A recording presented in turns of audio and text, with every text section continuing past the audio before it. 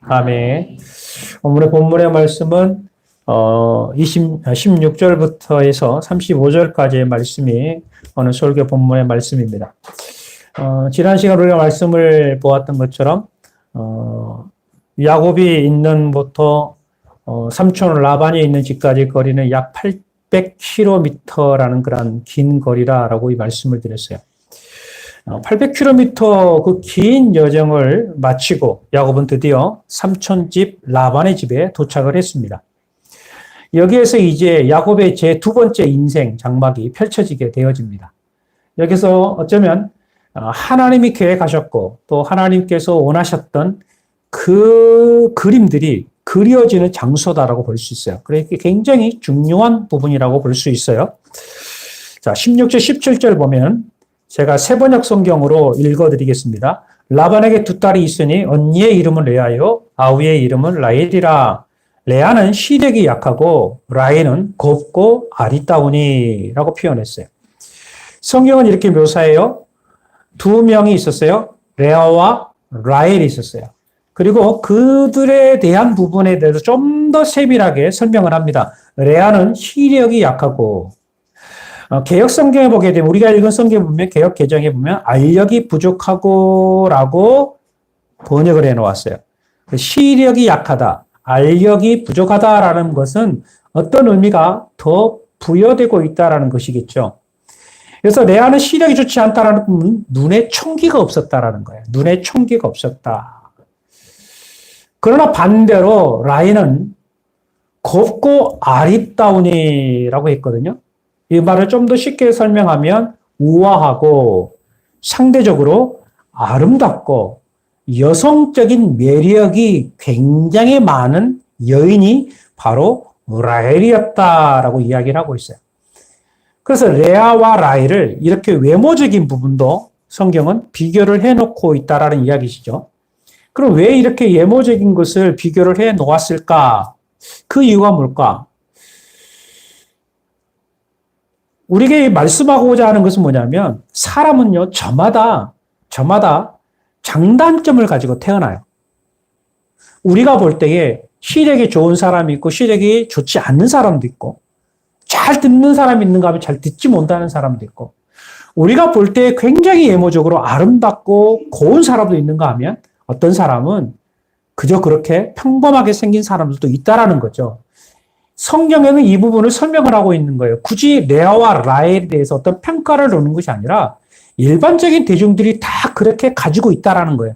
사람들마다 저마다 키 큰 사람, 키 작은 사람처럼 이렇게 성품과 외모와 그런 모든 것들을 다 가지고 삶을 살아가고 있다라는 거죠. 그런데 그 많은 사람들 가운데 어떤 사람에게 더 흥미를 가지고 있느냐 하면 야곱은 레아와 라헬을 볼 때 누구에 더 흥미를 가졌느냐 하면 라헬에게 더 흥미를 가졌다는 거죠. 즉 눈에 보이는 외모적인 부분, 내 마음에 끌리는 그 부분에 더 마음에 갖고 그를 사랑하게 되었다라고 이야기를 하고 있는 거예요. 이것은 비단 야곱뿐만 아니라고 저는 생각을 해요. 일반적인 대다수 사람들도 마찬가지라고 봅니다. 외모로 평가하고 외모로 먼저 선택을 하고 있는 것이 사실 우리의 인간적인 관계예요. 그러면서 인간은 그 외모를 보면서 그거를 평가함으로 끌려나가서 그 일을 해결하지만 하나님은 어떠한 하나님이신가? 하나님도 과연 외모를 중심으로 보는 하나님이신가? 이 부분에 대해서 우리는 좀 더 이것을 통해서 오늘 성경을 통해서 보는 거예요. 자, 우리가 볼 때에 레아와 라헬을 볼 때 누가 더 좋게 보입니까? 당연히 라헬이 좋게 보이죠. 야곱처럼 그렇게 선택을 해요. 하지만 하나님은 놀라운 계획을 세우신 거예요. 라헬보다 레아를 통해서 하나님은 더 역사를 이루세요. 왜 그런가 하면 그 레아의 아들 중에 유다가 태어나게 되는데 여러분 유다가 누구예요? 유다의 혈통을 통해서 예수 그리스도가 탄생하게 되는 놀라운 역사가 일어나는 것이죠. 그러므로 우리는 이 부분을 조금 더 성경을 깊이 볼 필요가 있어요. 자, 18절 말씀 보면 야곱은 라헬을 더 사랑하였다. 그래서 그는 제가 7년 동안 외삼촌 일을 해드릴 터이니 그때 가서 외삼촌의 작은 딸 라헬과 결혼하게 해주십시오라고 말하였다. 이게 본문입니다. 각 나라마다 이 결혼 문화가 다 있고 달라요. 지금도 이 아프리카 지역에서 보면 이 결혼을 하게 되면요. 신랑이 신부를 데리고 올 때에 신부의 몸값을 지불한다고 이야기를 하고 있습니다. 그 이유는 뭐냐 하면 사실 조금 이게 뭐 남녀를 차별하는 개념이 아니라 문화가 그렇다고 그래요. 이 딸이 출가하면 그만큼 그 집에 노동력이 없어진다는 거예요.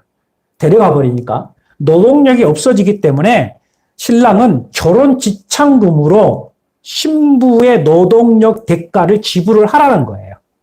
그렇게 해서 대가를 지불하고 난 후에 신부를 데려오게 하는 제도가 지금도 있어요. 야곱 시대에도 그랬습니다. 야곱도. 그런데 야곱이 삼촌 집에 왔을 때에 무엇이 있었어요? 금은보석이라는 것은 없어요. 오직 지팡이 하나뿐이었다라고 이야기를 하고 있거든요. 그래서 지팡이 하나밖에 없는 상태에서 몸만 들어와서 지금 살고 있는 거예요. 그러니 여러분 얼마나 삼촌의 눈치가 보이겠습니까? 아무것도 없는데. 더군다나 이 삼촌 집에 있는 딸 라헬. 이 본문에 보게 되면 라헬이 얼마나 열심히 일을 하는 사람인지 몰라요. 굉장히 부지런했던 여인이었던 것 같아요. 그런데 그 라헬과 결혼을 하려고 하니까 지참금이 있어야 되잖아요. 그런데 지참금이 아버지 이삭이 보내줘야 되는데 지금 그렇지도 않아요. 그럼 아무것도 없는 상태에 어떻게 해야 됩니까? 대신 지참금 대신 몸으로 떼우르겠다는 말이에요. 몸으로 지불하겠다라는 거예요. 그래서 제가 삼촌 지참금 대신 제가 7년 동안 몸으로 갚겠습니다. 이 말이에요. 7년 동안 제가 무임금으로 일을 하겠습니다. 그 대가로 라헬과 결혼하고 싶습니다. 라고 이야기를 하는 거예요. 여러분 7년이라는 기간은 짧을까요? 길까요? 7년의 기간은 사실은 짧은 시간이 아닙니다. 매우 긴 시간입니다. 7년 동안 무임금으로 일을 하려고 하면 이 일이 되겠어요? 그렇지 않잖아요. 그럼에도 불구하고 야곱은 이 7년이라는 시간을 굉장히 짧게 여겼어요. 왜요? 라헬을 사랑했기 때문이에요. 그 라헬 결혼하기 위해서 그리고 라헬과 연애를 하다 보니까 7년이라는 시간이 금방 지나게 됐죠. 21절 보면 7년이 지난 뒤에 야곱이 라헬에게 말하였다. 약속한 기한이 다 되었습니다. 이제 장가를 들게 해주십시오. 라헬과 결혼하겠습니다. 라고 이야기를 하는 거죠. 약속된 7년이 지났어요. 그런데 자 7년이 되면 그 약속대로 결혼식을 준비를 해야 되잖아요. 그럼 삼촌 라반이 결혼 준비를 잘 해나가야 되는데 아니 삼촌이 결혼 준비를 할 생각이 없는 것 같아요. 그래서 야곱은 삼촌을 만난 거예요. 삼촌 7년 전에 이미 이야기하지 않았습니까? 이제 7년이 지났습니다. 약속대로 결혼시켜 주십시오. 라는 거예요. 여러분 여기서 보면 약속된 시간이나 이런 것을 보면 뭔가 좀 미루어지면 월급도 오늘 주는 날인데 오늘 밀리면 어때요? 받는 사람은 굉장히 기분이 언짢아지는 거거든요. 기분 좋지 않아요. 그럴 때 야곱의 반응은 뭐냐면 어떤 사람은 그냥 줄 때까지 기다리는 사람이 있는가 하면 어떤 사람은 당돌하게 용기를 내서 당당하게 찾아가서 요구를 하는 사람도 있거든요. 근데 사실 이게 정당한 거예요. 야곱은 이런 부분에 있어서 좀 용기가 있었던 것 같아요. 그래 당당하게 삼촌에게 찾아가서 약속을 이행하십시오라고 이야기를 했던 것 같아요. 그 말에 의하여서 라반은 그 말대로 결혼 준비를 시작을 합니다. 그래서 22절, 24절 보면 야곱이 그 고장 사람들을 다 청해 넣고 잔치를 베풀었다. 밤이 되었을 때에 라반은 큰딸 레아를 데려다가 신방으로 들여보냈는데 야곱은 그것도 모르고 레아와 동침하였다.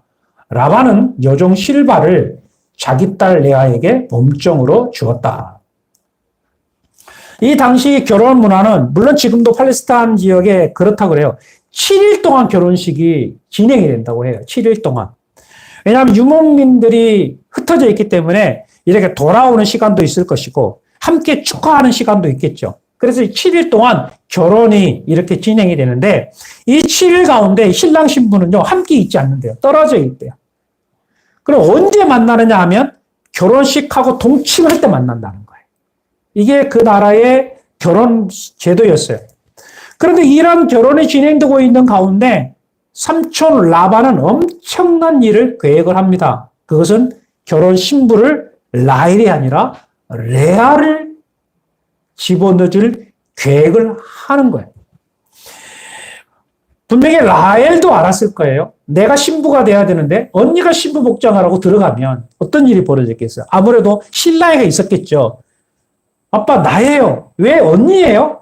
그리고 언니 역시도 마찬가지입니다. 내가 마음에 들지도 않는 야곱과 결혼을 해야 돼? 뭐 여러 가지 있겠죠. 그런데 어떤 뭔가가 있었겠죠. 아버지와 딸 간에 어떤 미략이나 어떤 대화들이 있었겠죠. 여튼 간에 레아가 신부복을 입고 신방으로 들어가게 됐어요. 자, 여기에서 많은 사람들이 궁금해합니다. 야곱은 라헬과 7년 동안 데이트를 했어요. 연애를 했단 말이죠. 자, 그렇다면 어떻게 신혼 첫날 밤에 옆에 있는 사람이 언니인지 동생인지 왜 몰랐을까? 이 야곱에게 문제가 있지 않느냐라고 이야기하는 사람들이 있습니다. 물론 충분히 이해해야 되죠. 그런데 몇 가지 이유가 있어요. 첫 번째는 뭐냐면 당시 풍습을 보면 이 신부의 복장은 뭐냐면 우리가 보는 것처럼 머리끝부터 발끝까지 완전히 다 덮어버려요.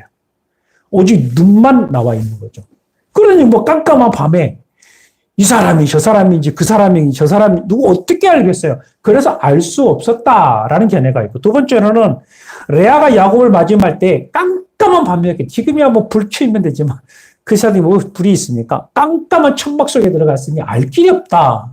세 번째, 야곱은 결혼잔치 주인공으로 축하를 받으며 그 야곱이 술을 좀 많이 먹었던 것 같아요. 그래서 술을 너무 많이 먹어서 알 길이 없었다라고 하는 사람도 있어요. 네 번째로는 사전에 라반의 계획을 듣고 레아가 라헬처럼 치밀하게 처신했기 때문이다. 그리고 라헬도 이것을 묵인했다라는 그런 주장도 있어요. 다섯 번째는 무엇보다도 하나님의 특별한 간섭이 있었다라는 견해입니다. 하나님의 특별한 간섭. 무슨 말이냐 하면 하나님께서는 아브라함을 부르실 때에 아브라함에게 너의 자손에게 하늘의 별과 바다의 모래알처럼 많게 해주겠다라는 거죠. 이것은 아브라함뿐만 아니라 이삭에게도 또 베델이라는 곳에서 야곱에게도 주셨던 하나님의 언약의 말씀이에요. 그러면 그의 후손이 하늘의 별과 같이 바다의 모래알처럼 수없이 많이 후손을 두게 하려면 방법이 뭐겠어요? 한 사람이 아이를 엄청 많이 낳든지 아니면 여러 아내들을 통해서 자식이 낳든지 이런 여러 가지 방법들이 있었겠죠. 바로 이것은 뭐냐면 하나님께서 약속하신 그 말씀대로 민족을 이루기 위한 하나님의 특별한 계획 속에서 이런 것들이 이루어지게 되었다라고 생각하는 견해들도 있다라는 이야기죠. 그리고 또 하나는 결혼할 때에 딸에게 몸종을 붙여주는 그런 일을 했다라고 성경 기록하고 있는데 이 당시는 뭐냐면 고대 유물 누지토판이라는 서책이 있어요. 거기에도 보게 되면 그 시대에 주인에게 딸린 시녀는요, 만일 여주인이 임신을 하지 못할 경우에 그 임신을 할 수 있도록 대리인으로 넣어줄 수 있는 그 일을 할 수 있는 게 몸종이었대요. 그래서 그 시대에는 결혼을 시키면, 딸이 결혼시키면 그 딸의 시녀를 통해서 아이를 낳게 할 수 있도록 그렇게 시녀까지 주었다라는 기록이 남아 있습니다. 그렇기 때문에 이 모든 것들은 그냥 그 당시 문화대로 순리대로 되어져 가고 있는 것을 우리가 이해하면 될 것 같아요. 25절, 26절 보면 아침이 되어 야곱이 눈을 떠보니 레아가 아닌가. 야곱이 라반에게 말하였다. 외삼촌께서 저에게 이루실 수 있습니까? 제가 그동안 라헬에게 장가를 들려고 외삼촌 일을 해드린 것이 아닙니까? 외삼촌께서 왜 저를 속이셨습니까? 라반이 대답하였다. 큰 딸을 두고서 작은 딸부터 시집 보내는 것은 이 고장의 법이 아닐세. 여러분, 이 삼촌 라반이 말하고 있는 말은 사실이에요. 왜냐하면 그 당시 지역의 풍습이 뭐였느냐 하면 언니를 두고 동생이 결혼하는 법이 없었어요. 언제나 언니가 먼저 가고 동생이 가는 그러한 제도가 있었다라는 이야기예요. 그렇기 때문에 당연히 레아가 시집 가는 게 옳다라는 거예요. 그러니 야곱도 분통하고 온통하지만 이것을 받아들일 수밖에 없어요. 왜? 법도가 그러니까. 그래서 여기에서 우리가 잠시 생각해 볼 필요가 있어요. 분명히 삼촌 라반의 속임이었죠. 그런데 여기서 보면 속임이라는 단어를 우리가 봤을 때에 여러분 야곱이 누구입니까? 야곱은 속이는 자예요. 누구를 속였어요? 아버지를 속이고 형을 속였던 자가 아닙니까? 그랬던 속였던 자가 지금 누구에게 속임을 당하고 있어요? 삼촌 라반에게 속임을 당하고 있어요. 애삼촌에게 지금 속임을 당하고 있는 거예요. 그러므로 걷는 자 위에 뛰는 자가 있고 뛰는 놈 위에 나는 놈이 있어요. 지금 이제 야곱은 누구를 만나요? 이 나는 놈을 만난 거죠. 그래서 결국은 속임을 당하고 있는 것을 보게 되는 거거든요. 여러분 여기서 뭔가 생각하게 되는 거예요. 내가 예전에 누구를 속였는데 그 야곱은 그게 생각을 한 거예요. 내가 아버지를 속였었는데 형을 속였었는데 이제는 내가 누구에게 속임받고 있어요? 외삼촌에게 속임받았다. 그렇다면 과거에 자기 자신이 생각이 나는 거예요. 이 부분이에요. 여러분 베드로 보세요. 베드로가 예수님이 재판장에 있을 때에 3번이나 모른다고 부인했어요. 3번이라고 그랬어요. 분명한 단어예요. 3번 모른다고 부인했어요. 예수님이 모른다고 부인하면서 저주까지 했어요. 그랬던 베드로. 부활하신 예수 그리스도가 갈릴리 바닷가에서 고기를 잡고 돌아오고 있는 베드로를 향하여 묻는 3가지 질문. 베드로야, 너가 나를 사랑하느냐? 베드로야, 너가 나를 사랑하느냐? 너가 정말 사랑하느냐? 왜 3번이었을까요? 여러분 3번이라는 그 의미는 베드로로 하여금 돌이킬 수 있게 하는 은혜가 주어진 거예요. 과거에 너가 그랬었지? 나도 기억해. 그것을 통해서 뭔가 나에게 돌아보게 하는 시간을 준다는 거죠. 바로 야곱, 바로 나는 놈 만난 외삼촌을 만난 야곱은 과거 자기가 속였던 자였던 것을 깨닫게 하는 하나님의 은혜가 여기 있었다라는 거예요.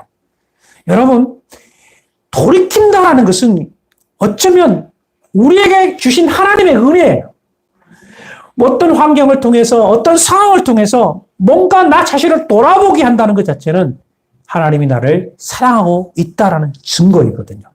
그 돌이킴을 통해서 내가 하나님을 만나고 그 돌이킴을 통해서 내가 하나님의 은혜 속에서 내 자신을 회복하게 된다면 하나님은 분명히 새로운 은혜와 역사를 허락하실 줄로 믿습니다. 27절, 29절 보면 그러니 이래 동안 철의 기간을 채우게 그런 다음에 작은 아이도 자네에게 주겠네. 그 대신에 자네는 또 7년 동안 내가 맡기는 일을 해야 하네. 야곱은 그렇게 하였다. 그가 레아와 이래 동안 지내고 나니 라반은 자기 딸 라헬을 그에게 아내로 주었다. 라반은 여종 비라를 자기 딸 라헬에게 몸종으로 주었다. 라반은 결혼식을 잘 마치도록 했고 그리고 야곱은 그 말대로 순종을 했습니다. 그리고 내가 라헬도 줄 테니까 7년간 더 봉사를 하라. 야곱의 선택은 뭐예요? 할 수 없죠. 라헬을 얻기 위해서 7년간 더 봉사를 하겠다고 약속을 한 후에 라헬과 결혼을 하게 되었어요. 그러면 야곱은 총 몇 년 동안 지금 봉사하게 되는 거예요? 이 14년 동안 이렇게 무임금으로 이제 노동을 하게 된 것입니다. 이때에 라헬의 시녀 비라도 함께 들어왔음을 보게 됩니다. 30절 말씀, 31절 말씀 보면 야곱이 라헬과 동침하였다. 야곱은 레아보다 라헬을 더 사랑하였다. 그는 또다시 7년 동안 라헬의 일을 하였다. 주님께서는 레아가 남편의 사랑을 받지 못하는 것을 보시고 레아의 태를 열어주셨다. 라헬은 임신하지 못하였으나 7년 동안 봉사가 시작되었습니다. 라헬과 결혼을 했으니 그래도 견딜만 했을 것입니다. 그런데 반대로 여러분 레아를 보십시오. 상대적으로 보게 되면 레아는 남편 야곱의 사랑을 받지 못하였습니다. 야곱은 원하든 원치 않았든 간에 2명과 결혼을 했어요. 그렇다면 레아와 라헬을 결혼을 했다고 한다면 당연히 그 사랑은 어떻게 해야 돼요? 편애가 돼서는 안 되겠죠. 그런데 야곱은 편애를 했습니다. 그 편애하는 것을 하나님께서 보셨다는 거예요. 하나님은 이 편애적인 부분을 야곱에게 메시지를 주는 거예요. 왜 너가 편애하느냐 이 말. 너 왜 편을 하느냐. 그 편애를 통해서 하나님께서 주시고자 하는 책망이 뭐냐면 너가 사랑하는 라헬을 내가 태의 문을 닫겠다라는 거예요. 그래서 라헬의 태를 문을 닫았어요. 초창기 처음에 소두에 제가 말씀드린 사람은 저마다 타고난 게 있다라고 했죠. 어떤 사람은 성품들이 다 있다 그랬죠. 장단점이 있다고 했어요. 우리가 볼 때에 여러분 우리가 예를 들어서 이거예요. 내가 딸을 낳았을 때에 딸의 이름을 지어야 돼요.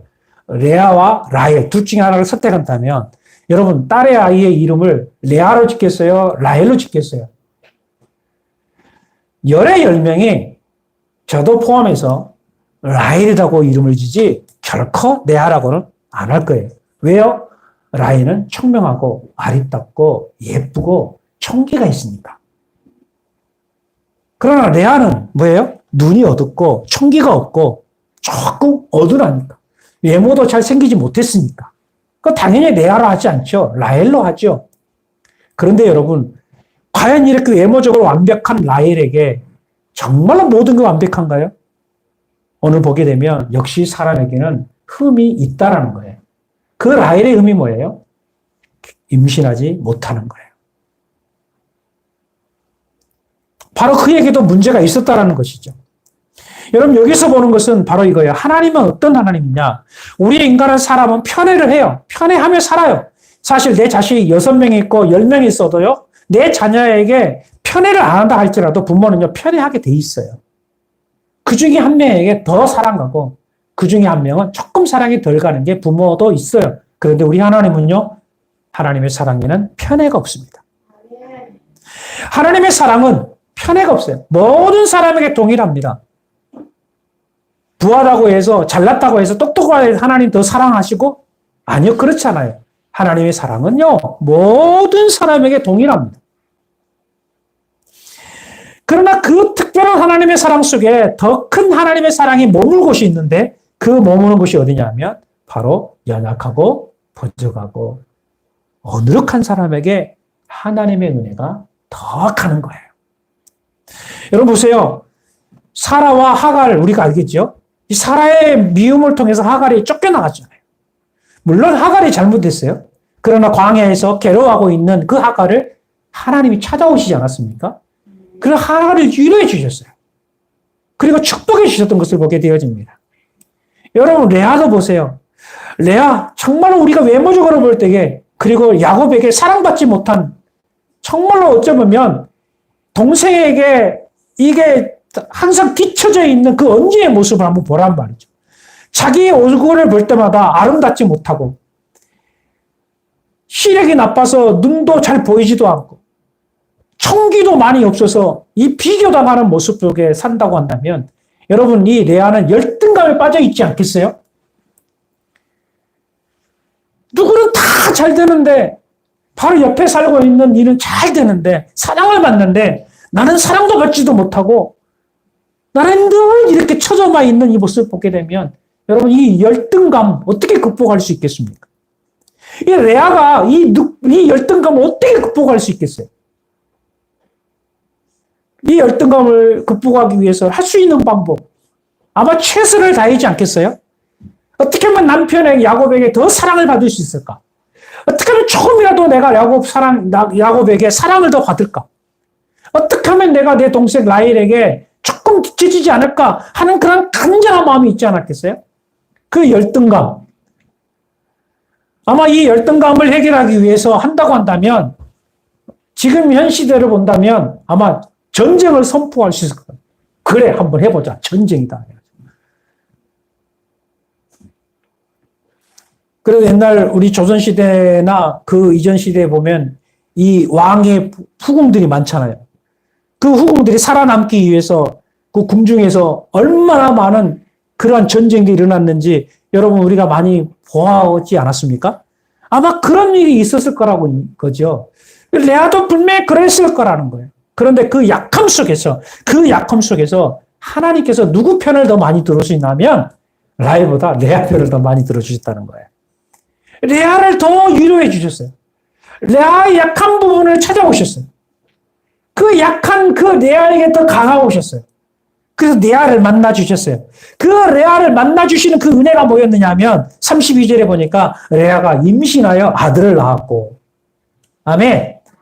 레아가 임신하여 아들을 낳았고 그 이름을 루벤이라 하여 이르되 여호와께서 나의 괴로움을 돌보셨으니 이제는 내 남편이 나를 사랑하리로다 하였더라. 아멘. 여러분, 르우벤이 뭐예요? 보라 아들이다! 라는 거예요. 보라 아들이다! 이 말은 한마디로 말해서 내 동생 라헬에 비해서 내가 먼저 아이를 빨리 낳았으니까 보라 아들이다! 얼마나 마음에 기쁨이 있었겠어요? 그래서 이 일로 인하여서 이제 내 남편 야곱이 나를 더 사랑할 것이다! 라고 하고 있다는 거죠. 그런데 여기에서 보게 되면 이 레아의 고백을 보세요. 여호와께서 나의 괴로움을 돌보셨으니 이거예요. 여기서 찾아볼 수 있는 단어가 뭐예요? 여호와께서 나의 괴로움을 돌보셨다. 비로소 이 장에서 여호와의 이름, 하나님의 이름이 등장하는 거예요. 여호와께서, 하나님께서 나를 돌아보셨다. 이것이 바로 하나님의 사랑이요, 하나님의 은혜였다. 바로 이렇게 레아는 고백하는 거예요. 하나님이 나를 돌아보심으로 인하여 내가 은혜가 넘쳤다라는 그러한 메시지가 들어있는 거예요. 여러분, 사도 바울이 했던 말 중에 약할 때 강함이다. 약할 때 강함이라. 여러분, 이 말의 의미가 뭘까요? 약할 때 강함이다. 이 말은 뭐냐면 있을 때 몰랐고 건강할 때 느끼지 못했고 또 있을 때 크게 어려움도 느끼지를 못했었는데 없어지다 보니까, 가난이다 보니까, 약해지다 보니까, 힘들다 보니까 그거였구나. 그거예요. 그러면서 약해지고 힘들고 어려워지다 보니까 의지할 것은 없고 오직 하나님밖에 없구나. 그래서 그 하나님을 의지해 보니까 나에게 다시 강함이 온 거죠. 바로 이것이 약할 때 강함이다 라는 거예요.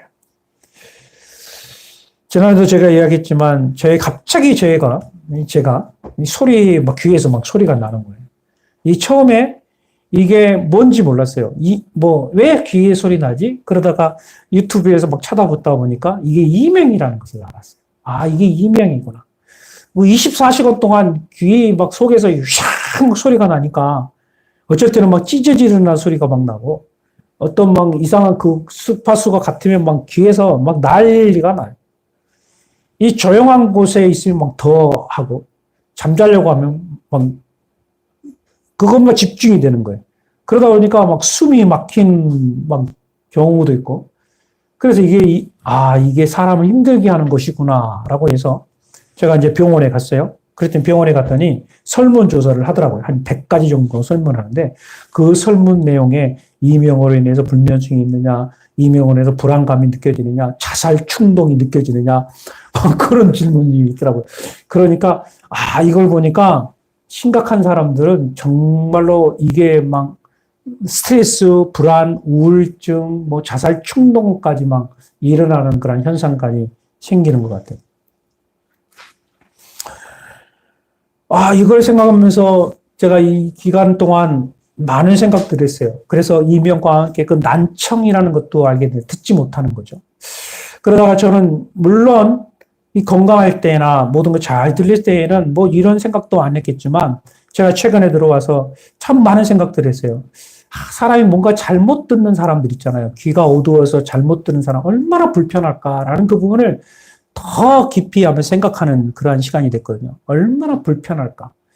귀에서 외부적인 소리도 아닌데 그냥 자기 몸 안에서 하는 그런 소리에 24시간 동안 그렇게 힘들어하는 사람들이 얼마나 힘들까. 이 종합병원을 가면은 약이 없대요. 그냥 평생 그렇게 살아야 된대. 지금 그런 관계 얼마나 힘들까. 그러다 제가 또 묵상하면서 어떤 사람을 생각했느냐면 욥을 생각했어요. 그 욥이 자기 몸에 피부병이 생겼는데 얼마나 가려웠든지 밤새 귀하로 막 긁었다 그랬잖아요. 얼마나 가려웠으면 귀하로 긁었을까. 그것도 하루 이틀도 아니고. 얼마나 괴로웠을까. 자기만이 느껴지는 괴로움이잖아요. 자기만이 느껴지는 괴로움이잖아요. 이 부분들을 많은 생각들을 하다 보니까 도리어 저에게는 이게 내 마음에 감사가 찾아오더라고요.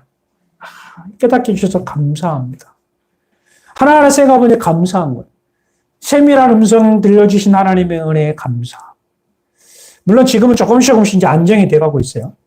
주님께서 고쳐주실 줄 믿습니다.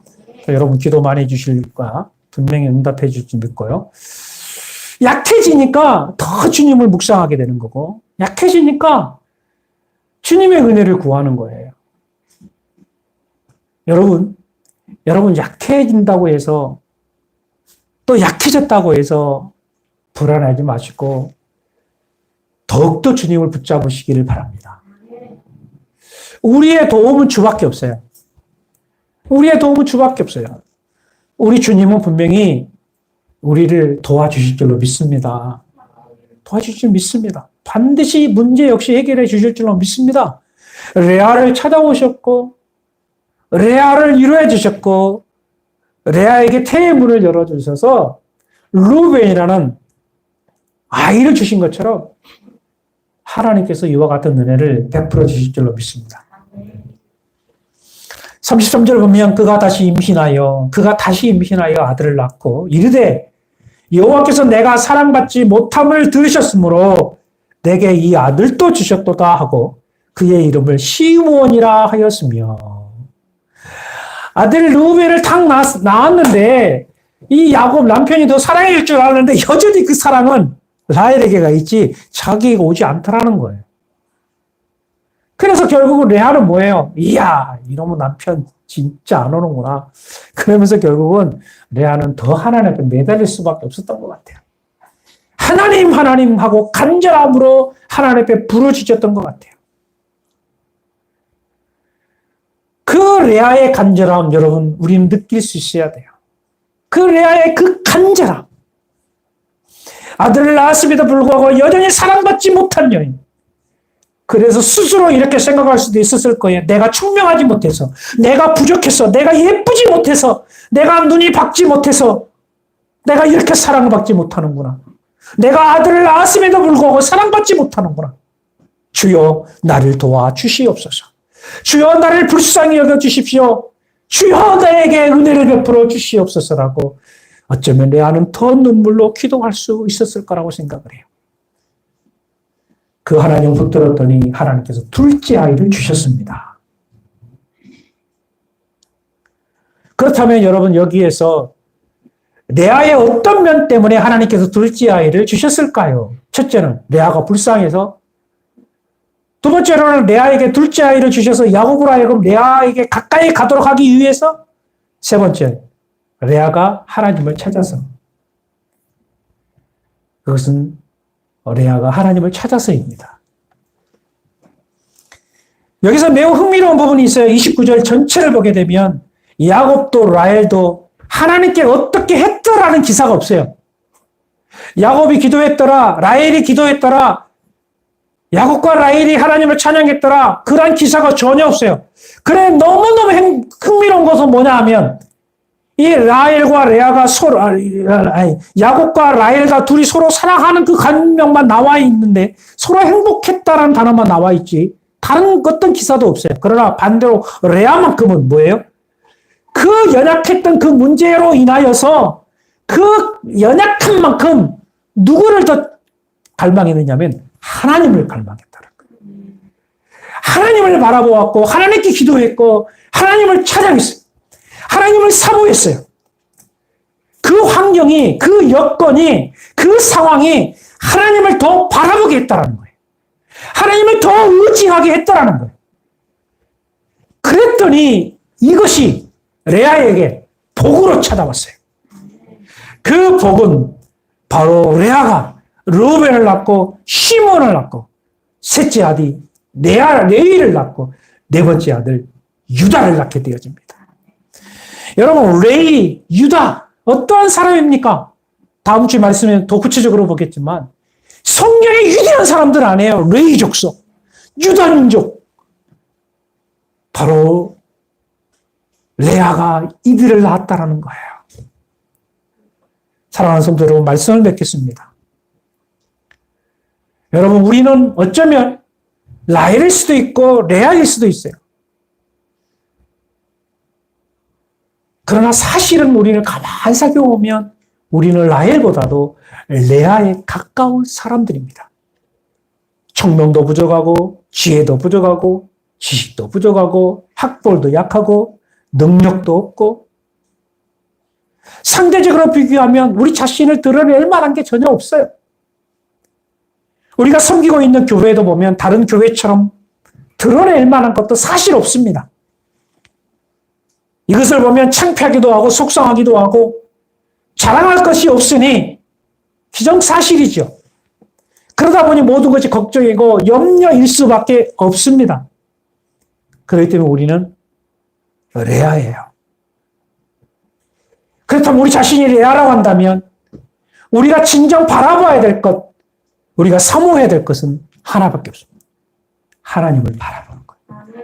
하나님만 바라보는 거예요. 하나님을 향하여 무릎을 꿇는 거예요.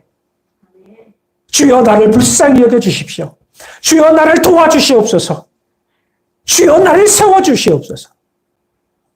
나의 도움은 주밖에 없습니다. 내가 의지할 분은 주밖에 없습니다.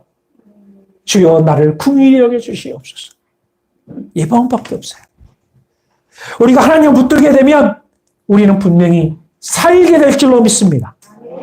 우리가 하나님을 온전히 붙들게 된다면 하나님께서 레아를 세웠던 것처럼 우리를 세워주실 줄로 믿습니다. 그러므로 한 주간 우리가 하나님 앞에 더 무릎 꿇으십시다. 더 간절히 간구합시다. 라헬인 척하지 말고 차라리 레아가 되어져서 하나님 앞에 무릎 꿇고 기도하면 하나님 붙든다면 하나님 분명 우리에게 새로운 은혜와 기적을 베풀어 주실 줄로 믿습니다. 우리 하나님께 영광 돌리는 저와 여러분 되기를 주의 이름으로 축복합니다. 기도하겠습니다. 하나님 아버지, 사실은 우리는 레아보다 라헬이 되었습니다. 레아보다 라헬이 되기를 원하고 있습니다. 그런데 오늘 영적인 은혜를 보니 라헬보다 레아가 더 좋다라는 것을 알게 되었습니다. 주여, 우리는 레아입니다. 레아와 같은 사람입니다. 레아와 같은 처지에 있는 사람들입니다. 주여, 우리를 불쌍히 여겨 주시옵소서. 약합니다. 부족합니다. 어리석합니다. 우둔합니다. 드러낼 것 없습니다. 내세울 것 없습니다. 모든 것이 연약한 저희들입니다. 주여, 우리를 불쌍히 여겨 주시옵소서. 주여, 우리를 불쌍히 여겨 주옵소서. 주여, 우리를 붙잡아 주시옵소서. 주여, 우리를 회복시켜 주시고 우리를 세워주시고 하나님의 살아계심을 드러내게 하여 주시옵소서. 우리 사랑하는 모든 성도들 한 사람 한 사람 지켜주시고 세워주시기를 간절히 바라오며 살아계신 우리 주 예수 그리스도 이름으로 간절히 기도하옵나이다. 아멘. 우리 다 일어나